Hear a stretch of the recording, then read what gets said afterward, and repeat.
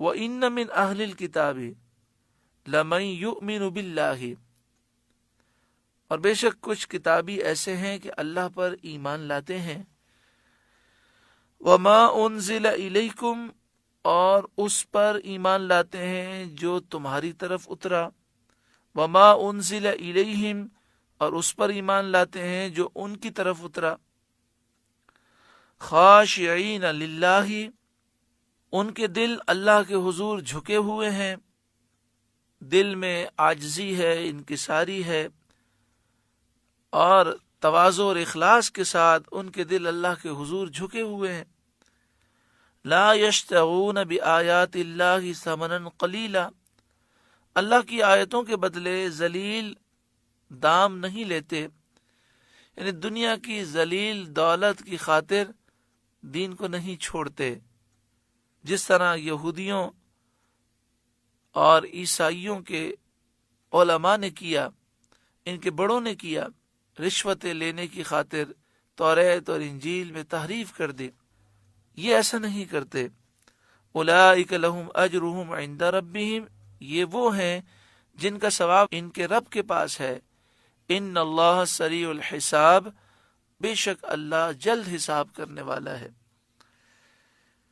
اس کا شان نزول یہ ہے کہ حضرت عبداللہ بن عباس رضی اللہ تعالی عنہما نے فرمایا، یہ آیت حبشہ کے بادشاہ نجاشی کے بارے میں نازل ہوئی۔ یہ نبی اکرم صلی اللہ علیہ وآلہ وسلم پر ایمان لے آئے تھے۔ مدینہ منورہ کی طرف ہجرت کرنے سے پہلے چند مسلمان مکہ شریف سے حبشہ گئے، اور حبشہ میں اس بادشاہ نے انہیں پناہ دی۔ یہ بادشاہ عیسائی تھا۔ پھر اس کے بعد کفار حبشہ گئے اور بادشاہ سے کہا کہ یہ جو مسلمان تیرے ملک میں آئے ہیں ہمارے حوالے کر۔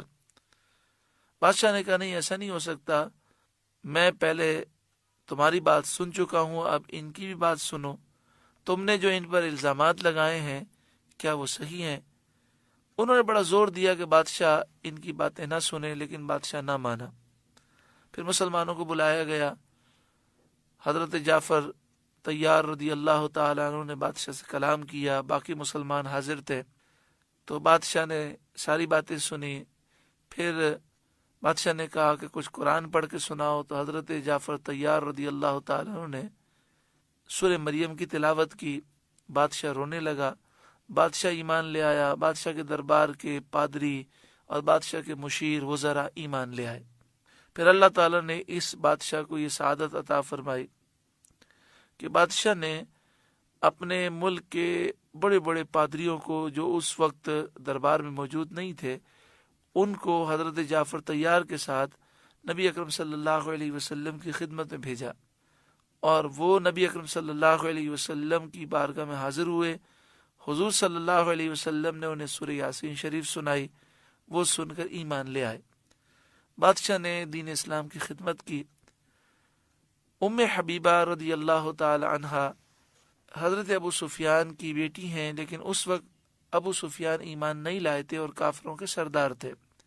حضرت ام حبیبہ نے اپنے شوہر کے ساتھ مکہ شریف سے حبشہ کی طرف ہجرت کی تھی۔ ان کے شوہر وہاں جا کر عیسائی بن گئے، مرتد ہو گئے، بعد میں ایمان نہ لائے اور اسی حالت میں مر گئے۔ تو حضرت ام حبیبہ بیوہ ہو گئیں۔ جب ان کی عدت پوری ہو گئی تو نبی اکرم صلی اللہ علیہ وآلہ وسلم نے انہیں نکاح کا پیغام دیا۔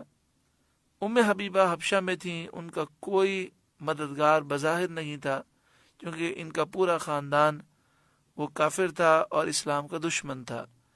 جب نبی اکرم صلی اللہ علیہ وآلہ وسلم کی طرف سے نکاح کا پیغام ملا تو آپ کو بڑی تسکین ہوئی۔ تو اللہ تعالیٰ نے نجاشی بادشاہ کو یہ شرف عطا کیا کہ نجاشی بادشاہ کو نبی اکرم صلی اللہ علیہ وسلم نے اپنا وکیل بنایا، اور نجاشی بادشاہ نے نکاح کا خطبہ پڑھا اور نکاح کیا، اور مہر مقرر کیا سب سے زیادہ۔ نبی اکرم صلی اللہ علیہ وآلہ وسلم کے ازواج مطہرات کا مہر 500 درہم چاندی تھا۔ 500 درہم کے معنی یہ ہیں کہ 1550 گرام چاندی۔ اکثر خواتین کا امہات المومنین کا یہی مہر تھا، لیکن یہ واحد ام حبیبہ ہیں جن کا مہر سب سے زیادہ مقرر کیا گیا 4000 درہم، یعنی جو 500 درہم ہے اس سے 8 گنا زائد ہے، تو 4000 درہم اس نے مقرر کیا اور بادشاہ نے خود ادا کیا، تو یہ شرف بادشاہ کو حاصل ہوا۔ اللہ تعالیٰ نے اس بادشاہ پر خاص کرم کیا، یہ جب عیسائی تھا تو بھی صحیح مسلک پر تھا، صحیح دین پر تھا، یہ حضرت عیسیٰ علیہ السلام کو اللہ کا بیٹا نہیں مانتا تھا، یہ نبی اکرم صلی اللہ علیہ وآلہ وسلم کی آمد سے پہلے نبی آخر الزماں پر ایمان رکھتا تھا، حضرت عیسیٰ علیہ السلام کو اللہ کا بندہ اور رسول مانتا تھا، اور آپ کے معجزات کو بإذن اللہ سمجھتا تھا، اور جب یہ ایمان لایا تو حضور کی غلامی میں آ گیا، حضور نے خاص نگاہ کرم سے اسے نوازا۔ تو جب نجاشی بادشاہ کی وفات ہوئی تو سید عالم صلی اللہ علیہ وسلم نے اپنے اصحاب سے فرمایا، حضور مدینہ شریف میں ہے، نجاشی بادشاہ حبشہ میں ہے، وہاں ان کا انتقال ہوا، تو آپ صلی اللہ علیہ وسلم نے فرمایا چلو اپنے بھائی کی نماز پڑھو جس نے دوسرے ملک میں وفات پائی ہے۔ حضور صلی اللہ علیہ وآلہ وسلم بقی شریف میں تشریف لے گئے اور زمین حبشہ آپ کے سامنے کی گئی، اور نجاشی بادشاہ کا جنازہ پیش نظر ہوا، اس پر آپ نے 4 تکبیروں کے ساتھ نماز پڑھی اور اس کے لیے استغفار فرمایا۔ حضرت سعد الافاضل لکھتے ہیں کہ سبحان اللہ، کیا نظر ہے، کیا شان ہے، سرزمین حبشہ حجاز میں سامنے پیش کر دی جاتی ہے اور حضور جنازہ دیکھ کر نماز جنازہ پڑھتے ہیں۔ یہ نماز جنازہ غائبانہ نہ تھی، چونکہ سرکار کے سامنے جنازہ پیش کیا گیا اور آپ نے نماز جنازہ ادا فرمائی۔ غائبانہ نماز جنازہ کا کوئی اسلام میں وجود نہیں ہے۔ یہ جو آج کل بدعقیدہ لوگ سیاست چمکانے کے لیے جگہ جگہ غائبانہ نماز جنازہ رکھتے ہیں، قرآن و حدیث سے یہ ثابت نہیں ہے، بلکہ اس کی ممانعت ہے، اور یہ استدلال کرتے ہیں نجاشی سے، تو نجاشی کا تو جنازہ حضور کے سامنے فرشتوں نے پیش کیا تھا۔ منافقین نے اس پر اعتراض کیا اور کہا دیکھو حبشہ کے عیسائی پر نماز پڑھتے ہیں جس کو آپ نے کبھی دیکھا بھی نہیں ہے اور وہ آپ کے دین پر بھی نہ تھا۔ اس پر اللہ تعالیٰ نے یہ آیت نازل فرمائی، حضرت نجاشی عظیم شخصیت ہیں کہ جنہیں نبی اکرم صلی اللہ علیہ وآلہ وسلم نے اتنی کرم نوازی سے نوازا، اللہ تعالیٰ ان کے درجات بلند فرمائے اور ان کے صدقے میں ہماری بخشش و مغفرت فرمائے، رحمت اللہ تعالی علیہ ورضی اللہ تعالی عنہ۔ اولئک لہم اجرہم عند ربہم، یہ وہ ہیں جن کا ثواب ان کے رب کے پاس ہے، ان اللہ سریع الحساب، اور اللہ جلد حساب کرنے والا ہے۔ یا ایہا الذین آمنوا اصبروا وصابروا ورابطوا، اے ایمان والوں صبر کرو، صبر کرو، اپنے دین پر ثابت قدم رہو، اور کسی تکلیف شدت کی وجہ سے دین پر عمل کرنا نہ چھوڑو۔ صبر کے معنی میں حضرت جنید رضی اللہ تعالی عنہ نے فرمایا، صبر نفس کو ناگوار امر پر روکنا ہے بغیر جزا کے، یعنی جو چیز آپ کو پسند نہیں ہے اور وہ معاملہ آ جائے، تکلیف دہ معاملہ ہے، تو بغیر شکوہ شکایات کے نفس کو اس پر روکنا، یہ صبر ہے۔ بعض حکماء نے کہا کہ صبر کی 3 قسمیں ہیں۔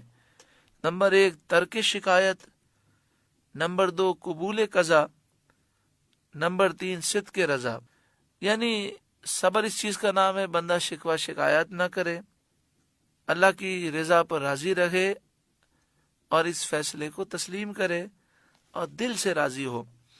یا ایھا الذین آمنوا اصبروا، اے ایمان والو صبر کرو، وصابروا، اور صبر میں دشمنوں سے آگے رہو، یعنی جس قدر وہ دین اسلام کو نقصان پہنچانے میں تکلیفیں برداشت کرتے ہیں، مشقتیں اٹھاتے ہیں، اس سے زیادہ تم دین کی خدمت میں تکلیفیں برداشت کرو۔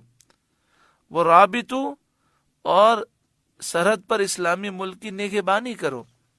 بخاری شریف کتاب الجہاد والسیر باب الغدوتی والروحتی فی سبیل اللہ، نبی اکرم صلی اللہ علیہ وآلہ وسلم نے ارشاد فرمایا لغدوۃ فی سبیل اللہ او روحۃ خیر من الدنیا وما فیہا، اللہ کی راہ میں ایک صبح گزارنا یا ایک شام گزارنا دنیا اور جو کوئی دنیا میں ہے اس سے بہتر ہے۔ مسلم شریف حدیث نمبر 251۔ پیارے آقا صلی اللہ علیہ وسلم نے فرمایا کیا میں ایسے اعمال نہ بتاؤں جن کے وسیلے سے اللہ تعالی خطائیں مٹا دیتا ہے اور درجات کو بلند فرماتا ہے؟ صحابہ نے عرض کیا رسول اللہ کیوں نہیں، ضرور ہمیں ارشاد فرمائیے۔ فرمایا مشقت اور پریشانی کے باوجود وضو کو کامل اور مکمل کرنا، کثرت سے مسجد کی طرف جانا اور ایک نماز کے بعد دوسری نماز کا انتظار کرنا، یہی رباط ہے، یہی رباط ہے، یعنی یہ بھی سرحد کی حفاظت ہے۔ واتقوا اللہ، اور اللہ سے ڈرتے رہو، لعلکم تفلحون، اس امید پر کہ تم کامیاب ہو جاؤ۔ الحمدللہ سورہ آل عمران کا 20واں رکوع مکمل ہوا اور الحمدللہ سورہ آل عمران مکمل ہوئی۔ اللہ رب العالمین کا ہم شکر ادا کرتے ہیں۔ اللہ تعالیٰ اس سورت کے نور سے ہمارے قلوب کو روشن منور فرمائے۔